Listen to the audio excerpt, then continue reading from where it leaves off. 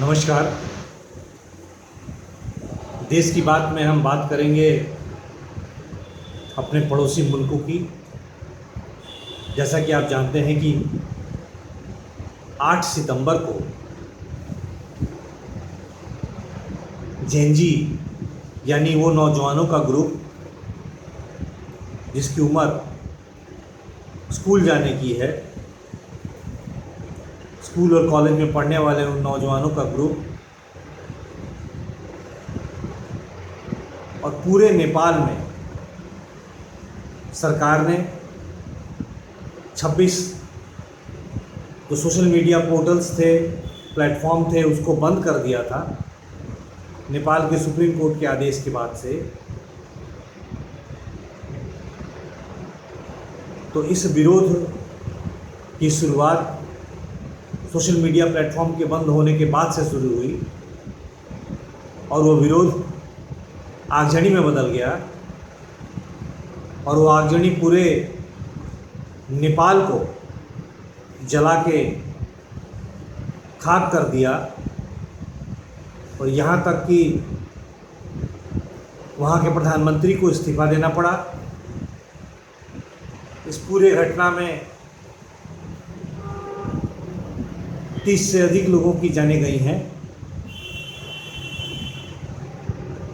8 तारीख को इस विरोध प्रदर्शन में ओली की सरकार ने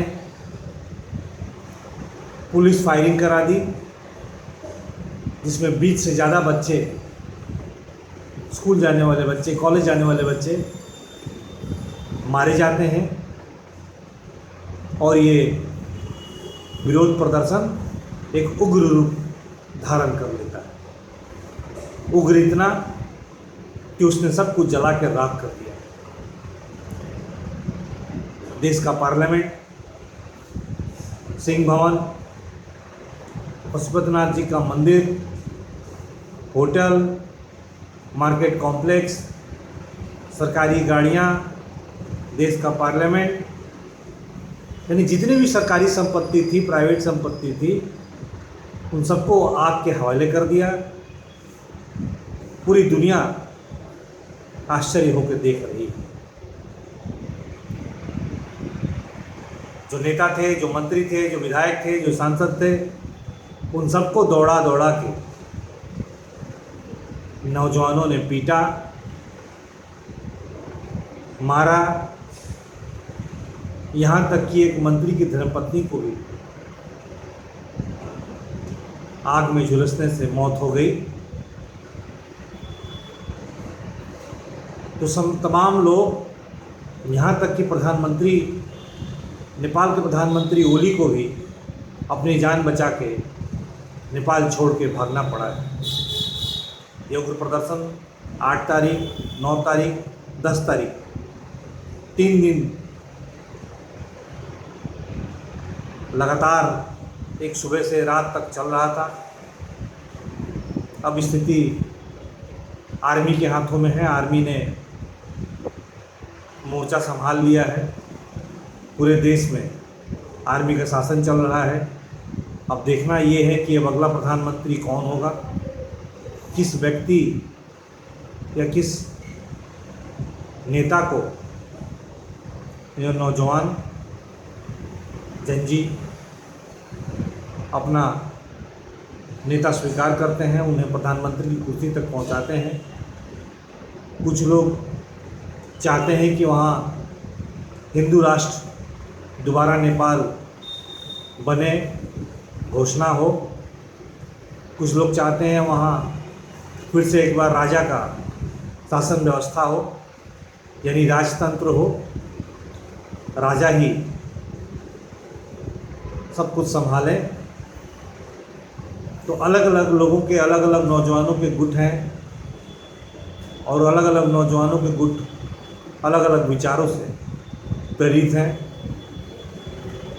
जिसमें हिंदू राष्ट्र बनाने वाले भी हैं, वामपंथी विचारधारा के लोग भी हैं। तो कुल जुला जुला के अफरा तफरी का माहौल है और पूरा नेपाल जल के खाक हो चुका है। सरकारी बिल्डिंगें, सरकारी गाड़ियां, पुलिस के वाहन, ये सभी उपद्रवियों ने आग के हवाले कर दिया है। जैसा कुछ वर्ष पहले श्रीलंका में हुआ, वैसा ही बांग्लादेश में कुछ महीने पहले हुआ, और अब नेपाल में भी जनता सड़कों पे थी। जनता ने पूरा का पूरा सत्ता परिवर्तन कर दिया। 9 तारीख को स्थिति और ज़्यादा नाजुक हो गई, और उसके बाद कुछ इसी तरह की सरकार के खिलाफ विरोध प्रदर्शन फ्रांस में भी शुरू हो चुका है। फ्रांस के राष्ट्रपति के खिलाफ जन आक्रोश सड़क पर दिखा है। लाखों की संख्या में जनता पूरे फ्रांस में सड़कों पे, रेलवे लाइन पे, रेलवे पटरियों पे ज़बरदस्त प्रदर्शन कर रही है। वहाँ की व्यवस्था, वहाँ की सरकार के खिलाफ पूरा बगावत फ्रांस में भी शुरू हो गया है। वहाँ भी आगजनी हुई, वहाँ भी पुलिस के ऊपर हमले किए गए। तो ऐसा प्राय कई देशों में घटना घट रही है, जहाँ शासन व्यवस्था तानाशाही हो गया है, जहाँ के नेता, मंत्री, प्रधानमंत्री, राष्ट्रपति भ्रष्टाचार करने लगे हैं। जनता का हितों का ख्याल नहीं रखा जा रहा है। नौजवानों को बेरोजगार बना के रखा जा रहा है। नौजवानों के हाथों में काम नहीं है। ऐसे में लूट खसोट, भ्रष्टाचार और घमंड, इन परिस्थितियों को जिन जिन देशों में इस तरह की घटनाएं घट रही हैं, उन देशों में सरकारें तानाशाह रवैया अपना रही हैं। जनता को कुछ नहीं समझती, भेड़ बकरी समझती हैं।